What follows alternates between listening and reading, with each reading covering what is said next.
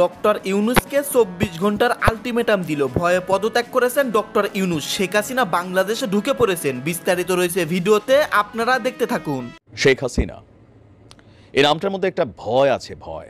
বিশেষ করে যারা শেখ হাসিনা সরকারকে পতন ঘটিয়েছে, আওয়ামী লীগ, যুবলীগ, ছাত্রলীগ অনুপ্রবেশ করে আগামী মাসেই নেত্রীকে দেশে ফেরাবো, শুধু চাই না ডক্টর ইউনূসকে এবং ডক্টর ইউনূসের উপদেষ্টা যে বাজার আছে প্রত্যেকের পিঠের চামড়া তুলে নিব। সরকার তো নাকে তেল দিয়ে ঘুমায়। এই সরকারের বিরুদ্ধে আগে আমাদের দাঁড়াতে হবে। কি করেছে এই পর্যন্ত ৫ মাসের মধ্যে? আসসালামু আলাইকুম সম্মানিত দর্শক, আজকের ভিডিওটি অত্যন্ত গুরুত্বপূর্ণ, আপনারা ভিডিওটি সম্পূর্ণ দেখবেন। দর্শক তথা ডক্টর ইউনূসকে ২৪ ঘন্টার আলটিমেটাম দিয়েছেন চিত্রনায়ক ইলিয়াস কাঞ্চন। দর্শক তথা এই ২৪ ঘন্টার মধ্যে ডক্টর ইউনূস সহ সকল উপদেষ্টাকে পদত্যাগ করতে হবে। এমনকি তিনি এটাও বলেছেন শেখ হাসিনাকে তিনি বাংলাদেশে নিয়ে আসবেন। দর্শক তথা এই ঘটনার পর সোশ্যাল মিডিয়া তোলপাড়। এইদিকে আবার ডক্টর ইউনূস নাকি সবার সঙ্গে প্রতারণা করতেছেন। দর্শক তথা শেখ হাসিনা যখন তখন বাংলাদেশে অবস্থান করতে পারেন। যাই হোক, আজকের ভিডিওটি অত্যন্ত গুরুত্বপূর্ণ, ভিডিওতে সকল চাঞ্চল্যকর তথ্য পেয়ে যাবেন। দর্শক শ্রোতা, বেশি কথা না বলে আমরা মূল ভিডিওতে চলে যাই। আপনারা মনোযোগ সহকারে ভিডিওটি সম্পূর্ণ দেখতে থাকুন। শেখ হাসিনা, এই নামটার মধ্যে একটা ভয় আছে, ভয়। বিশেষ করে যারা আপনার কি বলা হয় যে শেখ হাসিনা সরকারকে পতন ঘটিয়েছে, আওয়ামী লীগ, যুবলীগ, ছাত্রলীগ অনুপ্রবেশ করে দীর্ঘদিন যাবত ওই দলগুলোর সাথে কানেক্টেড ছিল, নিজেদের পদ পদবি সেখানে নিয়েছিল, অবস্থান তৈরি করেছিল। আবার দিন শেষে তারাই মেটিকুলাস প্ল্যানে আপনার কি বলা হয় যে আওয়ামী লীগ সরকারের পতন ঘটিয়েছে। তো ওই মানুষগুলিকে আসলে চায় যে শেখ হাসিনা দেশে আসুক, তার বিচার হোক, বা ডক্টর মোহাম্মদ ইউনূসের যে সরকার আছেন তারা কি আসলে চান যে শেখ হাসিনাকে দেশে এনে বিচার করা হবে? আসলে চায় না। আজকে আওয়ামী লীগের অফিসিয়াল ফেসবুক পেজ থেকে একটা চ্যালেঞ্জ দেওয়া হয়েছিল যে সরকার কিভাবে জনগণকে বোকা বানাচ্ছে। তা আমি ভাবছি যে না, এটা হয়তো আওয়ামী লীগ বলার জন্য বলছে, কিন্তু পরে দেখি যে ভাই ঘটনা তো সত্য। আমরা কেন মনে করবো না যে সরকারে যারা এই মুহূর্তে দায়িত্বশীল আছেন আপনারা জনগণকে বোকা বানাচ্ছেন। গেল কয়েকদিন আগে থেকে আমরা জানি যে শেখ হাসিনার বিরুদ্ধে রেড অ্যালার্ট জারি করা হয়েছে, ইন্টারপোলের কাছে নোটিশ পাঠানো হয়েছে শেখ হাসিনাকে ধরে বাংলাদেশে নিয়ে আসার জন্য, আন্তর্জাতিক পুলিশের সহযোগিতা চাওয়া হয়েছে। কিন্তু আজকে আপনি দেখেন এই ঘটনাটা কতটুকু মানে আমাদের যিনি একজন প্রধান দায়িত্বশীল ব্যক্তি আছেন তিনি কতটুকু উল্টাপাল্টা বক্তব্য দিয়েছেন। আপনার শেখ হাসিনাকে ধরতে আন্তর্জাতিক পুলিশ সংস্থা ইন্টারপোল রেড অ্যালার্ট জারি করেছে। এই কথা কে বলেছিল? আন্তর্জাতিক অপরাধ ট্রাইব্যুনালের চিফ প্রসিকিউটর মোহাম্মদ তাজুল ইসলাম সাহেব। তো আজকে দুপুরে সাংবাদিকদের এই তথ্য জানানোর আধা ঘন্টার মধ্যে তিনি তার বক্তব্য থেকে সরে এসেছেন। এর আগে আমরা শুনছিলাম পুলিশের পক্ষ থেকে যে শেখ হাসিনার বিরুদ্ধে ইন্টারপোলকে চিঠি পাঠানো হয়েছে। এখন আমাদের প্রসিকিউটর কি বলছে দেখেন। চিফ প্রসিকিউটর প্রথমে কয়েকজন সাংবাদিকদের বলছিলেন যে ইন্টারপোলে অলরেডি একটা রেড নোটিশ জারি হয়ে গেছে। তখন এক সাংবাদিক জানতে চাইছে যে কবে জারি হয়েছে। তাজুল ইসলাম বলেন, যখন আমরা আবেদন করেছিলাম তারপর পরই ইমার্জেন্সি এটা জারি হয়ে আছে। এটা তো আসলে বাইরে বলার বিষয় না। তখন সাংবাদিকরা একটা চ্যালেঞ্জ ছড়িয়ে দিয়েছে আওয়ামী লীগের ওই মেসেজটার মাধ্যমে যে এটা আপনারা যে ইন্টারপোলের এনসিবির যে ওয়েবসাইট আছে সেই ওয়েবসাইটে আপনারা কি এটা দেখছেন যে রেড অ্যালার্টটা জারি হয়েছে?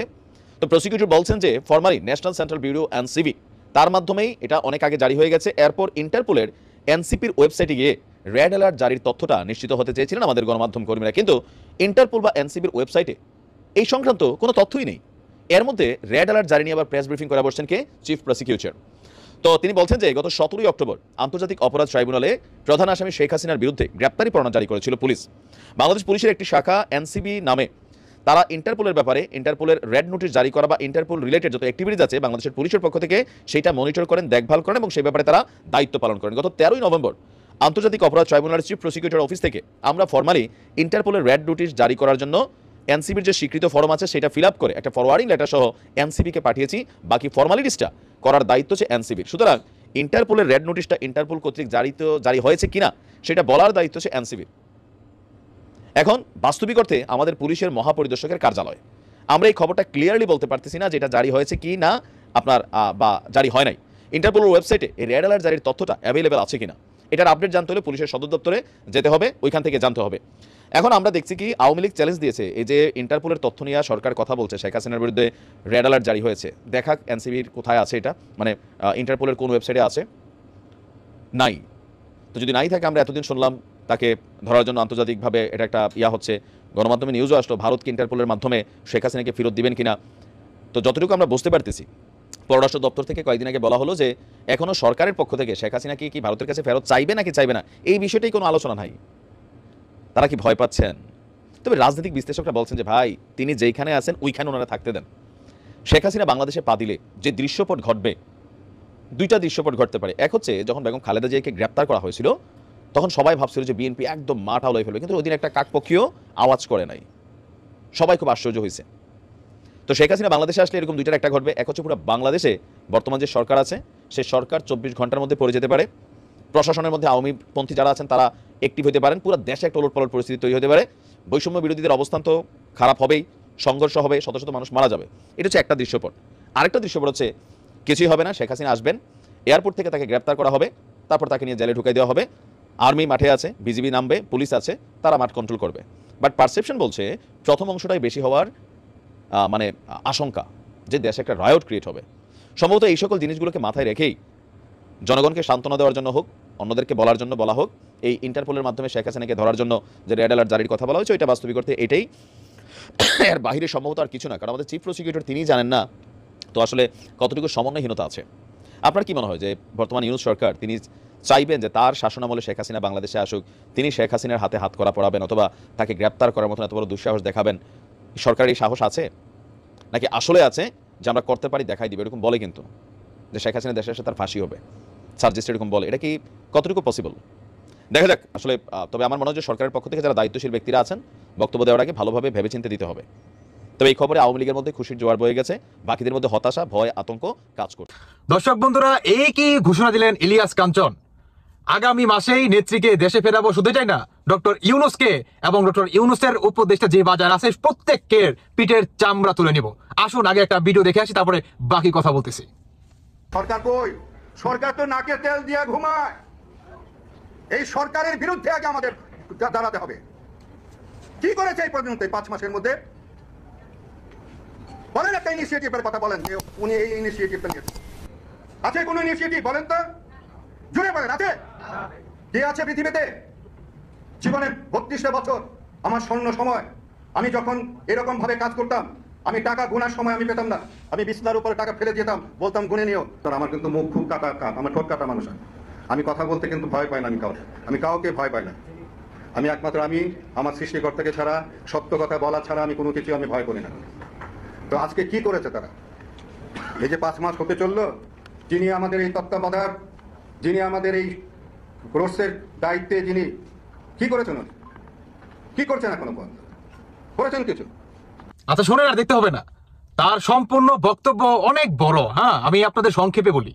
তিনি বললেন বাংলাদেশে বর্তমান যে অবস্থা, কিংবা বাংলাদেশের প্রত্যেকটা জায়গায় সমন্বয়কারীরা যেভাবে চাঁদা তুলতেছে এবং সাধারণ মানুষদেরকে যেভাবে গণহত্যা করতেছে, এটার কারণেই আপনার তিনি বললেন যে সমন্বয় কিংবা উপদেষ্টা যে বা যারা আছে প্রত্যেকের পিঠের চামড়া তুলে নিব। শুধু এটাই না, আসুন এবার সাধারণ মানুষের বক্তব্য শুনে আসি যে বর্তমান আমাদের বাংলাদেশে এই অবস্থায়, মানে অন্তর্বর্তীকালের সরকারের অবস্থায় আমাদের বাংলাদেশের সাধারণ জনগণের কি অবস্থা। আসুন জনগণের একটা বক্তব্য শুনে আসি। যে কোনো এক সরকার বসে গেলে আমার মনে হয় ভালো হয়। এইভাবে সংসার চালাতে পারতেছি না। আমি 38 বছর এই জায়গা। হঠাৎ করে কাজ কম হওয়ার কারণ কি দেখছি? এই দেশে উদ্যাপন না, আপনার টাকা আছে, টাকা ছাড়তেছেন না, কাজ করাচ্ছেন না, যে দেশের কি অবস্থা কি হয়। যদি এক সরকার বসে যেত, আবার আপনার মনোবল হয়ে যেত, আপনিও কাজ করাতে পারতেছেন। যে আমার সিরিয়াল বান্ধা কাজ, সাহেবরা কয় ব্যাংকের টাকা পাই না, বা কাজ করবো কিভাবে, টাকা ছাড়বো না, থাক এইভাবে চলি, এইভাবেই মানে এই করতেছে। যার কোনো কাজের কোনো প্ল্যান পাচ্ছে না বাবা, যেটা সত্য কথা।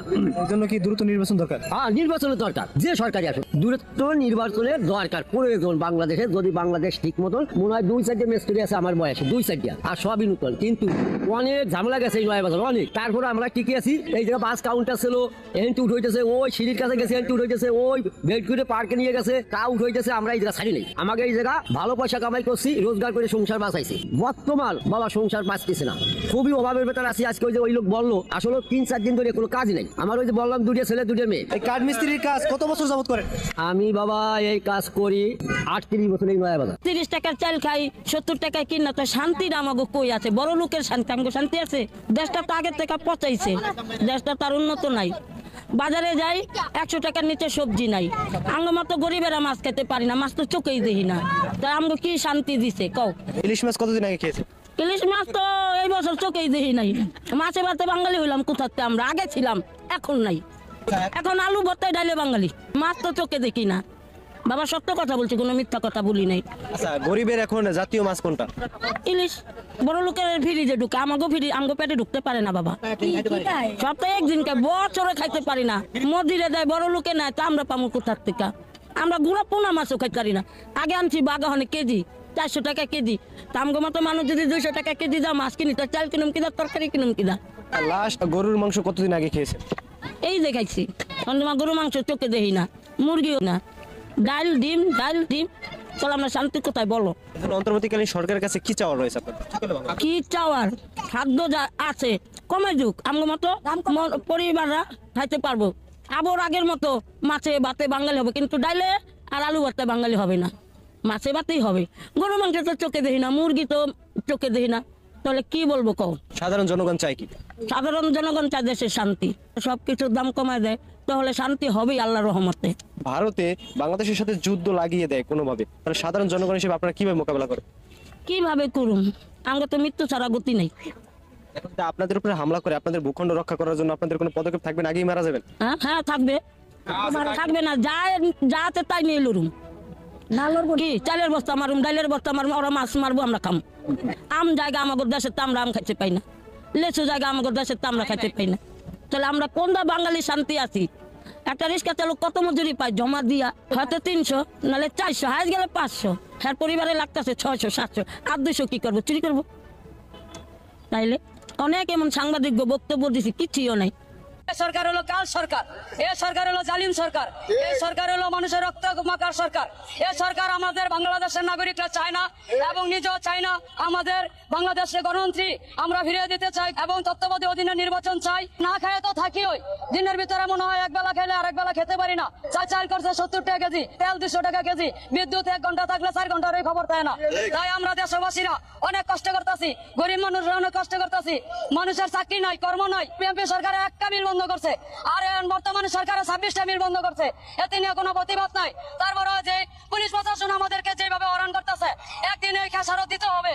আমি একটা সাধারণ গরিব ঘরের মেয়ে, রাজপথে। আচ্ছা শুনে না, দেখতে হবে না তো। এই হচ্ছে বর্তমান অন্তর্বর্তীকালের সরকারের অবস্থানে আমাদের বাংলাদেশের মানুষের অবস্থা। আপনি বুঝতেই তো পারতেছেন বর্তমান আসলে বাংলাদেশের মানুষের কি অবস্থা। তারা সবাই বলতেছে যে আগের সরকারই নাকি ভালো ছিল, বলবেই, কারণ বর্তমান সাধারণ মানুষ তো ভালো নেই ভাই। এই অন্তর্বর্তীকালে সরকার এখন মানে আওয়ামী লীগকে নির্বাচনে আনতে চায় না কেন? কারণ বর্তমান বাংলাদেশের সাধারণ জনগণ আপনার আওয়ামী লীগকে চায়। এটার জন্যই আপনার অন্তর্বর্তীকালের সরকার কিংবা সমন্বয়ক যে বা যারা আছে, সার্জিস থেকে শুরু করে প্রত্যেককেই আওয়ামী লীগকে নিষেধাজ্ঞা করতে চায়। কেন চায়? কারণ জানে যে বর্তমান বাংলাদেশের সাধারণ মানুষদের ভিতরে যে পরিমাণ আসলে এই আওয়ামী লীগের প্রেম জন্মাইছে, তীব্র আকারে মনে করেন তাদের মনের ভিতরে জায়গা করে নিছে আওয়ামী লীগ। এখন যদি আওয়ামী লীগ নির্বাচন আনা যায় কিংবা তাদেরকে যদি সুযোগ দেওয়া হয়, তাহলে এদের অবস্থা 12টা বাজবে। শুধু এটাই না, আওয়ামী লীগ বিপুল ভোটে পাশ করে যাবে। এটার জন্যই তারা মনে করেন নির্বাচনে আওয়ামী লীগকে আনতে চায় না। তবে দেখা যাক আগামী দিনে কি। সম্মানিত দর্শক, আপনারা বিস্তারিত ভিডিওতে দেখতে পারেন চাঞ্চল্যকর তথ্য। দর্শক দাদা ডক্টর ইউনূসকে 24 ঘন্টার আলটিমেটাম দিয়েছেন ইলিয়াস কাঞ্চন। এইদিকে আবার সম্মানিত দর্শক দাদা শেখ হাসিনা যখন তখন বাংলাদেশে প্রবেশ করতে পারে, কারণ ইলিয়াস কাঞ্চন তিনি এটাও বলেছেন যে শেখ হাসিনা আমাদের নেত্রীকে খুব দ্রুত বাংলাদেশে নিয়ে আসবো, তাকে আমরা আবারও ক্ষমতায় বসাবো। দর্শক দাদা সব মিলিয়ে খুবই মানে বিপদের মধ্যে রয়েছে ডক্টর মোহাম্মদ ইউনূস। এইদিকে ছাত্র জনতাও ডক্টর ইউনূসের কার্যালয় ঘেরাও করেছে। দর্শক দাদা যাই হোক, এইসব আপনাদের মতামত কি? আপনাদের গুরুত্বপূর্ণ মন্তব্য ভিডিওর কমেন্ট বক্সে অবশ্যই ঝটপট জানিয়ে দিবেন। ভিডিওর সঙ্গে সম্পূর্ণ আকারে থাকার জন্য আপনাদের সবাইকে অসংখ্য ধন্যবাদ।